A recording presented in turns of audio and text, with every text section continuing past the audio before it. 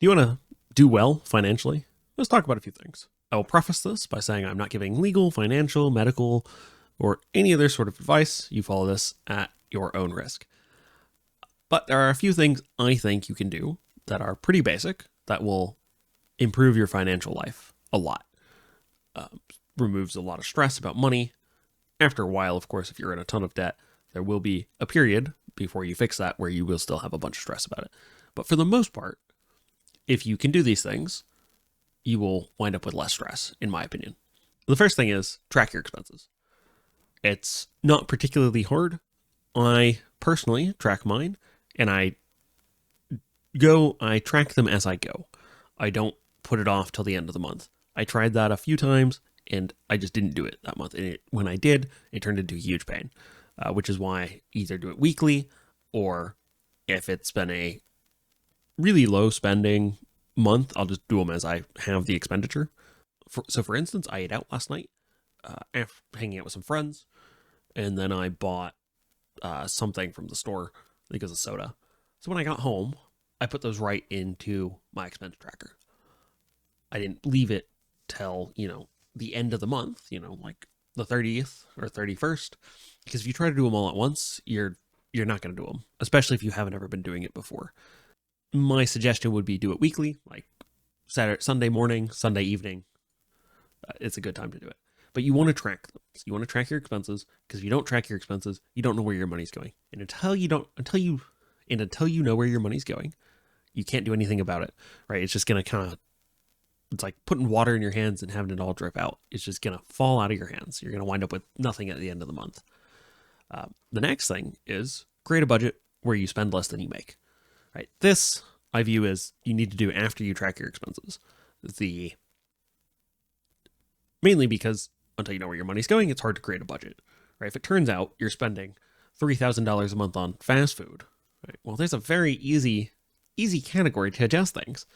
Right? But maybe you're not doing that, and you're only eating out twice a month, right? But you're buying 10,000 Funko Pops or collectibles, or you're buying flights on the regular, any of this, buying clothes, anything like that, right? Once you know where it's going, you create a budget where you spend less than you make, and then any of that extra money can go into an emergency fund. 3 to 6 months is the general suggestion. Up to a year, right? I've seen some people say 2 years. It depends on what you're comfortable with. 3 to 6 months at the start, especially if you have debt, is probably a good plan. And that emergency fund is to cover your necessary living expenses. It's not to cover your entertainment budget. It's not to cover your eating out budget. It's there to cover your utilities, your rent, your basic food, basic transportation, so that you can go out for like job interviews or something, or pick up work somewhere. That's it. It's not there to cover everything you spend in the month, just the necessities. So 3 to 6 months of that is not as hard as it sounds. Although if you haven't ever done that before, it can definitely be difficult.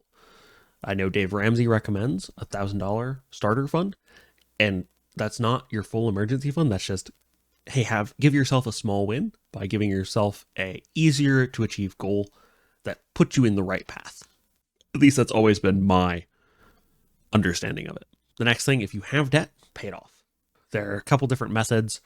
There is the mathematically superior method, which is you pay off the highest interest debt first, and then go to your lower interest debt, because long term that will save you more money. Theoretically, at least in my opinion, if you could do that, you wouldn't need this advice, right? You wouldn't be in this problem. Most people can't do that, which is why, in my opinion, the more effective method is the snowball method. You pick your smallest debt, smallest total amount, and you pay that off as fast as possible. Then you take whatever that payment would have been, and then you pay off your next debt. I believe in this case, you still make the minimum payments to try to keep the interest from growing even larger, to prevent debt spiral as you're paying it off. But you pick the smallest ones, so that way you're giving yourself wins. You're essentially giving yourself regular wins, and the wins may not come faster, but they would come faster than trying to pay off some of the other ones first. You can pick whichever one works well for you. There's definitely some merits to both. In my opinion, the snowball method is going to work a lot better for most people. The paying off high interest debt first. High interest debt first is, of course, as I said earlier, mathematically superior. But if you could do that, you probably wouldn't be in this situation. So we got to be realistic about where we're at. If you have a bunch of debt, now if you have like one credit card and you're paying it off full in every month, then you're fine. If you have one credit card that's got a small balance because you had an emergency and you're still paying it off, and as long as that's not getting larger every month, then you're probably doing okay. But if you have a bunch of them, then my suggestion would be the snowball method, because I think it's going to work more. I think it's going to work better for you. You got to choose what you think will work best. So if you have a credit card, the next thing is always pay it off in full. You don't ever want to pay interest on credit cards. Most credit cards are at like 30% interest. You definitely don't want to be paying that. So pay them off in full every month. The only exception to that is if you have to like have a bunch of expenses for work, you work in corporate, you have a bunch of expenses, and you have to have those reimbursed, then there's an exception, I think, in that case where you're waiting for the reimbursement. So maybe it doesn't get paid off at the end of the month. But in that case, you should be paying it off as the reimbursements come in my opinion. So, but generally speaking, pay off your credit card in full every month. Keep your statement rollover balance as low as possible. Next up, for getting better, being financially successful, is take advantage of retirement accounts. So if you work somewhere and they offer a 401k with employer matching, that's the first one you should pick. If you have to pick one, pick that one, because essentially the employer matching is free money. And the downside to these is that you won't be able to touch them until you hit retirement age, which I believe is 59 and a half or 65 or something like that. But with the employer matching, it can work pretty well. Most places, I think, do something where they'll match a certain amount 1-to-1 up to a certain percentage, and then sometimes they'll either stop there or they'll do like 2-to-1. They'll match for every $2 you contribute, they'll match one up to a different percentage. Most places, if you contribute 10%, that covers that will get you the full employer match, but you'd have to look at what your employer offers. All the employers are probably just different enough that there's not really great blanket advice other than if you get the opportunity for this and you can afford it, match into it. The next one is the Roth IRA. That's an excellent retirement account. Then there's HSAs, which is a health savings account. This is the one that rolls over as of June 2025. There is another one called an FSA that's only for the year. And it also depends on, do you have health insurance? What kind of health insurance do you have? And what your health insurance needs are. Right? HSAs are normally a high deductible plan, and that may not work for you. You have to look into what's offered by your employer or what's on offer for your area, or however you can get there. Whatever you have available for it, you're going to have to look into. And so that's one. This may not be the option for you, right? You may need a different type of healthcare plan. So that's one you got to look into yourself. You got to see what your employer offers, if that's how you're getting it, or what you can get through the marketplace. Then the next thing is a taxable account. So that's obviously going to be taxable. So capital gains, dividends, those are all going to be taxed. That's going to affect your tax burden at the end of the year. But the benefit of the taxable account is it is accessible, right? There is, of course, taxes on it, but there's not an additional penalty for pulling from it early. So there is definitely an argument for it. My opinion is that's probably the last one you should be picking, but simply because it doesn't give you any of the tax advantage that the other ones will. But that is, of course, your choice to make. From there, if you don't have good enough skills, well, the option would be to figure out what skills you would need to make more money.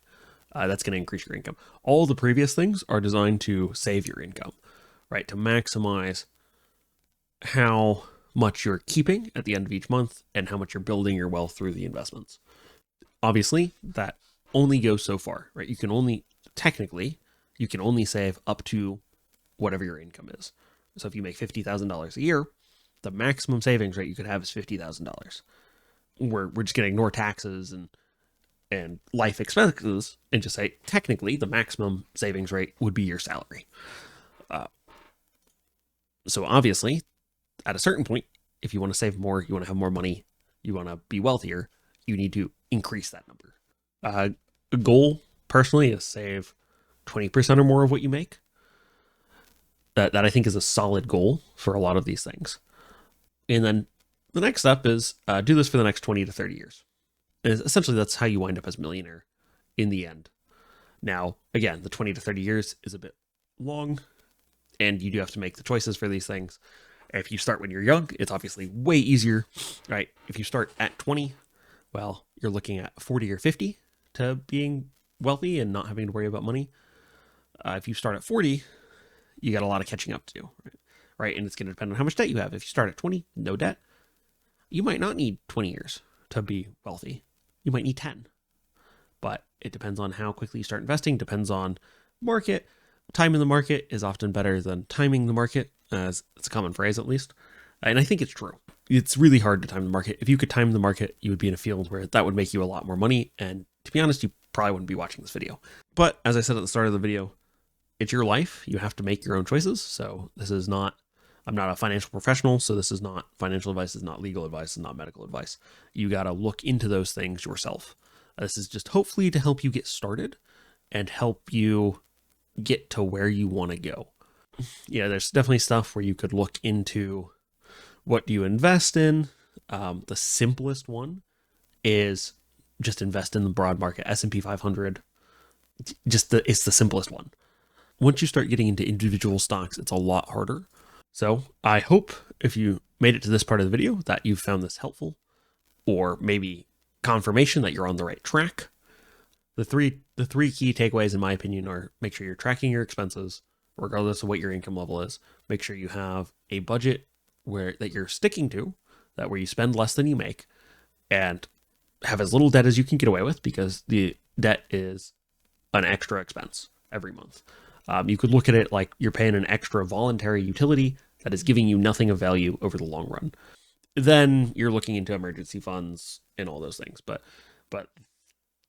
you know, track your expenses. That goes for everyone, right? It doesn't matter how much you make. Having a budget where you spend less than you make is very sound, very old advice on how to wind up with more money. And then just avoid as much debt as you can get away with, because most of the time the debt is not useful things, right? Like a mortgage is actually useful because it's a very large purchase that you're probably not going to have the cash for. And you get a thing you can live in with that mortgage. But for credit card debt, most of the time it's not beneficial. There is an argument to be made for car loans. The argument against them is, of course, it's a depreciating asset. So, in my opinion, if you can avoid it. But like all debts, every monthly payment you have adds up at the end of the month, and it will eat away your paycheck. So if you got $100 a month on a credit card, $100 a month on your car, $100 a month on the 3 other credit cards you have, and then you got a mortgage for $1,000 a month, whatever it is, right? You're looking at eating, a bunch of your money. So don't do that. Just don't do that. Well, I hope you found this helpful. Don't forget to like and subscribe, and I will catch you next week with another video.